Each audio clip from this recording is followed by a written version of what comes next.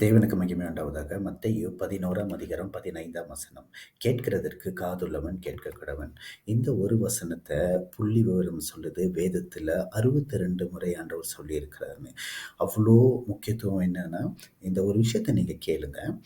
ஒரு எடுத்துக்காட்டு தரேன். நீங்க ஒரு வங்கிக்கு போறீங்க, இல்லாட்டி ஒரு விமான நிலையம், ஏர்போர்ட்டுக்கு போறீங்கன்னா, அங்க எத்தனையோ விதமான அ குரல்கள் இருக்கும். சில பேர் குடும்பத்தோட பேசுவாங்க, சில பேர் உரையாடுவாங்க, சில பேர் என்ன இருக்கும். ஆனா முக்கியமான குரல் உங்களுக்கு தேவைப்பட்டதுன்னா, அவங்க கொடுக்குற அந்த அனௌன்ஸ்மென்ட். ஏன்னா, உங்களுடைய பயணத்த நிர்ணயிக்கிறது, அதுக்கு உண்டான காரியத்தை தெரிவிக்கிறதுன்னா, அந்த குறிப்பிட்ட குரலுக்கு நீங்க கான்சன்ட்ரேட் உங்களோட கவனத்த செலுத்தாட்டி, உங்கனால போய் சேர வேண்டிய இடத்துக்கு போக முடியாது.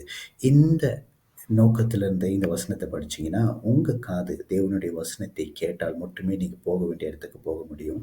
காதுள்ளவர்களாய் கேட்க கடவீர்கள். தேவன் அதை விரும்புகிறார்.